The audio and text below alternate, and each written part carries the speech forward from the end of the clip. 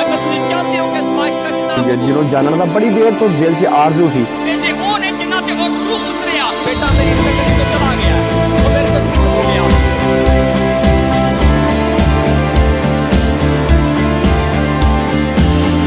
खिदमत दा बोझ अपने ते लैके उठिया आया चलना शुरू किया पर वो चीज़ां उदों तक जिंदगी च नहीं होईयां जदों तक रहनुमाई नहीं सी, जदों तक दस्सण वाला नहीं सी। हाँ फिर ट्रेनिंगां लईयां इन्हां दियां, फिर सिੱਖਿਆ इन्हां कोलों, फिर सीखण दे विच आए ते फिर कई घंटे लगे इन्हां कोल सीखण दे, फिर सीखण ते आए ते रात दे 1:30 2 भी वजे ने इन्हां दी क्लासां दे विच। ओहदी वजह भला की है मेरे वास्ते खैर ज़्यादा चैलेंज रहा है ਉਹ ਇਸ ਤੋਂ कि हुण साडे इत्थे 9 वजे ने ना, साउथ अफ्रीका च 6 ने इस टाइम, वो 3 घंटे पिछे ने साडे तो। हुण उत्थे जिहड़ी इबादत शुरू हुंदी है ना 6 वजे, वो इत्थे 9 वजे शुरू हुंदी है ते उन्हां दे 9 वजदे ने, साडे 12 वज जांदे ने ते जदों 12 वजदे ने ते फिर मामलात होर तरह दे हुंदे ने। हाँ ते ओहो जी सिचुएशन दे विच रह के ना एक अलग जिहा चैलेंज हैगा सी मेरे वास्ते भी कि ਉਹ ਸਿੱਖਣਾ, क्लासिस लैना ते बाकी मैं शुक्र करना खुदावंद दा कि उस क्लासिस लैना उस सीखना वो एक अलग लैवल ते लै गया। तो हुण बड़ा कुछ है जिहड़ा खुल्लिया है सामने ना, जिन्हां चीज़ां दा पता चलिया है, जिन्हां चीज़ां नूं बड़े खादमीन ने जिन्हां ने अपनियां जिंदगियां गुजार लईयां ने खिदमत दे विच रह के, तो उन्हां चीज़ां तक नहीं पहुँच सके। तो मैं शुक्र करना खुदावंद दा कि मैनूं पता है उन्हां दा। हालेलूया। तो काफ़ी लोग ऐसे ने जिहड़े मतलब मेरे नाल जो बहते ने तो गल्लां हुंदियां तो उन्होंने पता भी है कि नहीं यार जो गल्लां हो जांदियां ना बह के गल्लां सुनने हैं जो करने वो एक अलग तरह के मामलात ने। हालेलूया। तो ये उन्हां कोल जांदियां जिन्हां नूं खुदा सिखाए। इस तो बड़ा कुछ है। अपने आप नूं तैयार रखो कादे वास्ते? नवीं मैं वास्ते। तो याद रखना नवीं मैं कदी पुरानी मशक दे विच नहीं आएगी। तुहाडा दिमाग पुराने जमाने वाला है, तुहाडियां सोचां पुराने जमाने वालियां, तुसीं ओही सोचां लैके बैठे हो कि नजात ही सारा कुछ है, ईमान रखांगे सारा कुछ होएगा। ते तुसीं कदी भी कलाम दियां ओह गल्लां जिन्हां नूं जानना बड़ा जरूरी सी तुसीं नहीं जान पाओगे। तुसीं मैनूं दसो अज लोकां दा इक मसला है कि लिखिया कित्थे वे, लिखिया कित्थे वे, लिखिया वहाओ सानूं, लिखिया लियाओ। तुसीं मैनूं दसो जे लिखे ते सारी गल सी ते रूह क्यों आना सी? हाँ रूह आएगा तो सिखाएगा। रूह की सिखाना है? रूह बाइबल पढ़ाएगा तेनों? बाइबल तो वो है कि जिन्हों मर्जी पढ़ाओ पढ़ लेगा, वो पढ़ेगा पढ़ लेगा। रूह का क्या काम सी? रूह आएगा वो गल्लां जिन्हां नूं तू नहीं जानदा तेनों दसेगा। इसदा मतलब कोई गल्लां है नहीं। ते आपां जे सिर्फ इस गल ते बह रहीए ना कि बाइबल च लिखिया दसो, लिखिया वहाओ, असीं बड़ियां चीज़ां मिस करांगे। असीं रूह नूं कदी अलाउ नहीं कर पावांगे क्योंकि सानूं दस सके। असीं सिर्फ रट्टियां दे उत्ते असीं उन्हां चीज़ां दे उत्ते रह जावांगे। हाँ पर जरूरत इस गल दी है कि असीं अलाउ करिए रूह नूं। रूह अलाउ जदों असीं करांगे फिर नवीआं गल्लां। फिर बाइबल दसदी है कि तू पुकार ते मैं तेनों जवाब दांगा ते वड्डियां वड्डियां ते गहरियां गल्लां जिन्हां नूं तू नहीं जानदा मैं तेनों दसांगा। ते असीं रौला पा के बैठे रहिए कि लिखिया कित्थे वे? सानू वधना पेगा, सानू समझना पेगा, सानू कलाम नू जानना पेगा। ते उस बाद सानू प्रेयर च रह के, फास्टिंग च रह के, बाप दी हजूरी च रह के उन्होंने कहना पेगा कि ऐ बाप हुण तू मैनू दस, दरवाजियां नू खोल, रस्तियां नू खोल मेरी जिंदगी च कि मैं समझा।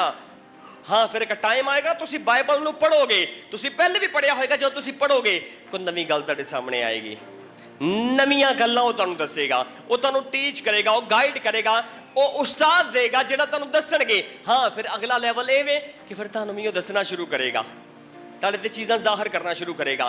पर प्रॉब्लम ये वे अज असीं लै वो चीज़ां इस तो नहीं पांदे कि असीं वफादार नहीं हाँ। असीं समझने कि असीं कोई सारा कुछ हाँ, सानूं जरूरत नहीं है।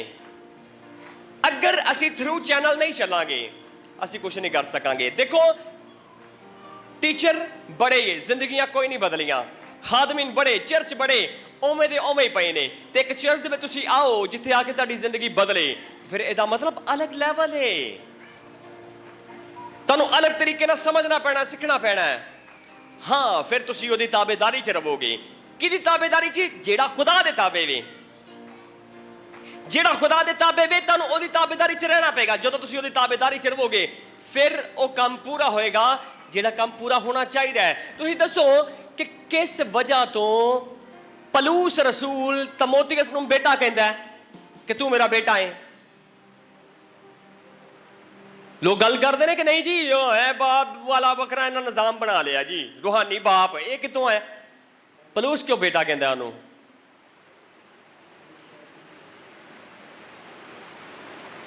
ਪੁਰਾਣੇ ਅਹਿਦਨਾਮੇ ਦੇ ਵਿੱਚ ਵੀ ਇਸੇ ਤਰ੍ਹਾਂ ਹੀ ਹੈ। ਪਰ ਗੱਲ ਇਹ ਵੇ ਕਿ ਸਾਨੂੰ ਸਮਝਣਾ ਪਏਗਾ ਕਿ ਅਸੀਂ ਕਿਸ ਤਰ੍ਹਾਂ ਜ਼ਿੰਦਗੀ ਗੁਜ਼ਾਰ ਰਹੇ ਹਾਂ। ਅਸੀਂ ਵਫਾਦਾਰੀ 'ਚ ਚੱਲੀਏ ਤੇ ਵਫਾਦਾਰੀ 'ਚ ਚੱਲਣ ਵਾਸਤੇ ਅਸੀਂ ਦੁਆ ਕਰੀਏ, ਅਸੀਂ ਘੁਟਨੇ ਲਾਈਏ ਕਿ ਐ ਬਾਪ ਮੇਰੇ ਵਾਸਤੇ ਉਹ ਰਸਤੇ ਤੇ ਦਰਵਾਜ਼ੇ ਖੋਲ। Hallelujah, hallelujah. ਆਓ ਜ਼ੋਰਦਾਰ ਤਾਲੀਆਂ ਖੁਦਾਵੰਦ ਯਿਸੂ ਮਸੀਹ ਵਾਸਤੇ।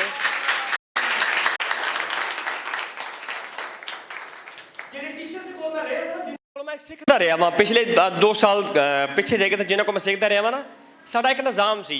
ਅਸੀਂ ਉਦੋਂ ਵੀ ਇੱਕ ਕੰਮ ਕਰਦੇ ਸੀ, ਸਾਡੀ ਸੋਚ ਇਹ ਸੀ ਤੇ ਅਸੀਂ ਗੱਲ ਅਕਸਰ ਕਰਦੇ ਵੀ ਸੀ ਕਿ ਅਸੀਂ ਅਲੱਗ ਤਰ੍ਹਾਂ ਦੇ ਲੋਕ ਹਾਂ। ਸਾਡਾ ਲੈਵਲ ਹੀ ਫਰਕ ਹੈ। ਅਸੀਂ ਕੁਛ ਜਿਹੇ ਹੈ ਹੀ ਨਹੀਂ ਆ ਜਿਹੋ ਜਿਹੇ ਲੋਕ ਨੇ, ਅਸੀਂ ਅਲੱਗ ਹਾਂ। ਸਾਡਾ ਉਦੋਂ ਵੀ ਇਹ ਨਾਰਾ ਸੀ, ਹਾਲੇਲੂਇਆ, ਹਾਲੇਲੂਇਆ, ਹਾਲੇਲੂਇਆ।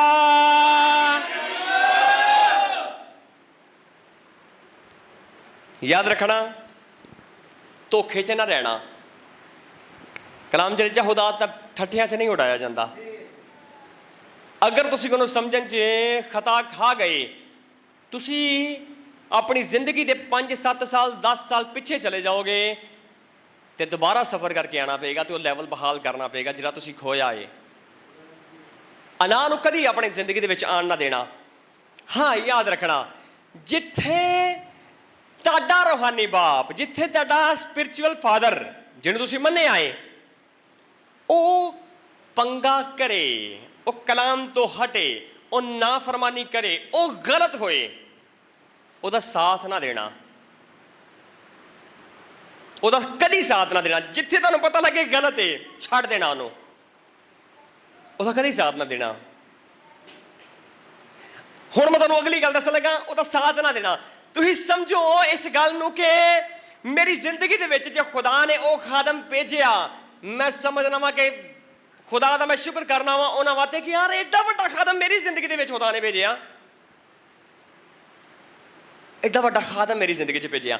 ਵਜ੍ਹਾ ਭਲਾ ਕੀ ਸੀ? ਮੈਂ ਆਪਣੇ ਪਿਛਲੇ ਉਸਤਾਦ ਦਾ ਨਾਫਰਮਾਨ ਨਹੀਂ ਸਾਂ, ਮੈਂ ਗਲਤ ਨਹੀਂ ਸਾਂ ਉਹਦੇ ਨਾਲ। ਮੈਂ ਉਹਦੀ ਵਫਾਦਾਰੀ 'ਚ ਇੰਝ ਚੱਲੇ ਆਵਾਂ ਕਿ ਹਰ ਇੱਕ ਚੀਜ਼ ਨੂੰ ਭੁਲਾ ਕੇ ਕਿ ਨਹੀਂ ਇਹ ਪਿਓ ਇਹ ਤੇਰੀ ਮੰਨਣੀ ਹੈ। ਹਾਂ, ਜਿੱਥੇ ਪਤਾ ਲੱਗਾ ਨਾ ਕਿ ਬੰਦਾ ਠੀਕ ਨਹੀਂ ਹੈ, ਫਿਰ ਨਹੀਂ ਆਪਾਂ ਮੰਨੀ, ਫਿਰ ਆਪਾਂ ਛੱਡਿਆ। ਫਿਰ ਸਰ ਅੱਬੇ ਨੂੰ ਮੇਰੀ ਵਫਾਦਾਰੀ ਦਾ ਪਤਾ ਸੀ। ਮੇਰੀ ਦੁਆ ਜਿਹੜੀ ਸੀ ਨਾ, ਮੈਂ ਤੁਹਾਨੂੰ ਉਹ ਦੱਸਣਾ, ਉਹ ਐ ਸੀ ਕਿ ਐ ਬਾਪ ਤੈਨੂੰ ਪਤਾ ਹੈ ਕਿ ਮੈਂ ਕਿਸ ਤਰ੍ਹਾਂ ਚੱਲਿਆ ਵਾਂ, ਮੈਨੂੰ ਪਤਾ ਹੈ ਮੈਂ ਕਿਸ ਤਰ੍ਹਾਂ ਚੱਲਦਿਆ ਵਾਂ ਤੇ ਤੈਨੂੰ ਵੀ ਪਤਾ ਹੈ ਕਿ ਮੈਂ ਕਿਸ ਤਰ੍ਹਾਂ ਚੱਲਿਆ ਵਾਂ। ਮੈਂ ਗਲਤ ਨਹੀਂ ਸਾਂ, ਹਾਂ, ਪਰ ਅੱਗੋਂ ਮਾਮਲਾ ਗਲਤ ਹੋਇਆ ਤੇ ਮੈਂ ਗਲਤ ਦਾ ਸਾਥ ਨਹੀਂ ਦੇ ਸਕਦਾ। ਮੈਂ ਛੱਡ ਕੇ ਆਇਆ ਵਾਂ, ਹੁਣ ਤੂੰ ਦੱਸਣਾ ਕੀ ਕਰਨਾ, ਹੁਣ ਤੂੰ ਰਾਹ ਵਹਾਣਾ ਕੀ ਕਰਨਾ। ਮੈਂ ਗਲਤ ਨਹੀਂ ਸਾਂ, ਮੈਂ ਹੁਣ ਵੀ ਗਲਤ ਨਹੀਂ ਆ, ਮੈਂ ਕਲਾਮ ਤੇ ਖੜਾ ਵਾਂ, ਮੈਂ ਗਲਤ ਦਾ ਸਾਥ ਨਹੀਂ ਦਿੱਤਾ, ਅੱਗੋਂ ਤੂੰ ਚਲਾਣਾ ਹੈ।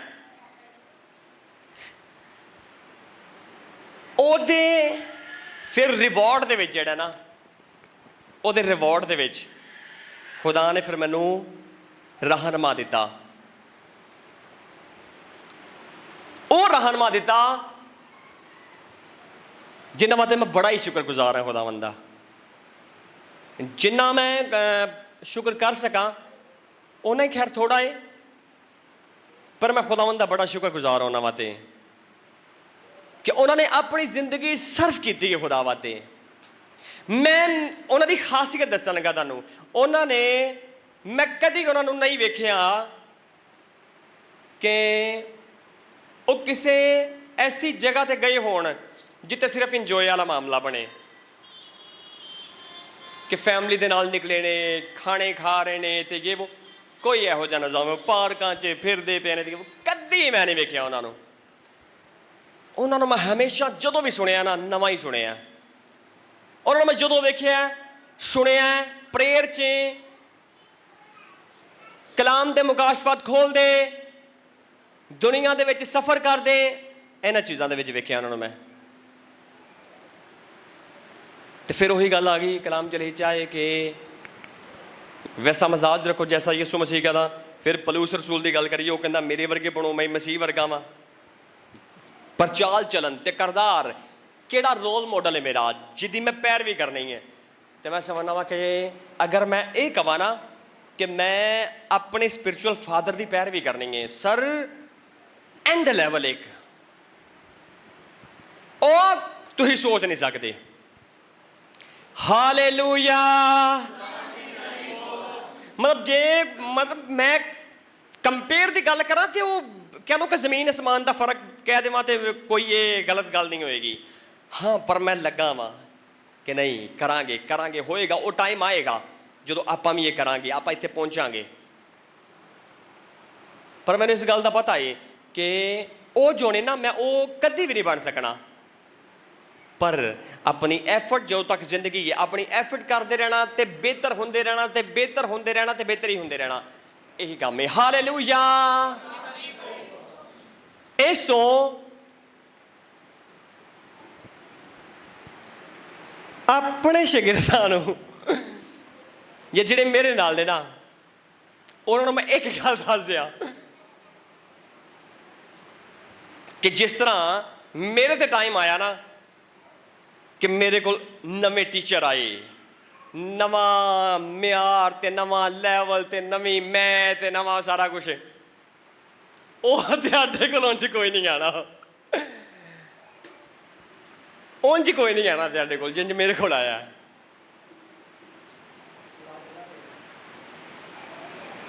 ਉਹਦੀ ਵਜ੍ਹਾ ਭਲਾ ਕੀ ਹੈ? ਮੈਂ ਜਿਹੜੀ ਗੱਲ ਕਰ ਰਿਹਾ ਨਾ, ਮੈਂ ਆਪਣੇ ਉਸਤਾਦਾਂ ਦੀ ਪ੍ਰੋਬਲਮ ਦੀ ਗੱਲ ਕਰ ਰਿਹਾ ਕਿ ਉਹ ਪ੍ਰੋਬਲਮ 'ਚ ਗਏ, ਮੈਂ ਉੱਥੋਂ ਨਿਕਲ ਕੇ ਕਿਸੇ ਹੋਰ ਪਾਸੇ ਨਿਕਲ ਗਿਆ। ਹੁਣ ਮੈਂ ਜਾਵਾਂਗਾ ਤਾਂ ਤੁਸੀਂ ਕਿਤੇ ਹੋਰ ਜਾਓਗੇ ਨਾ, ਤੁਸੀਂ ਦੁਆ ਕਰਕੇ ਕੋਈ ਹੋਰ ਮੰਗੋਗੇ। ਭੁੱਲ ਜਾਓ, ਤੁਹਾਨੂੰ ਜੋ ਮਿਲਣਾ ਮੇਰੇ ਕੋਲ ਹੀ ਮਿਲਣਾ ਹੈ।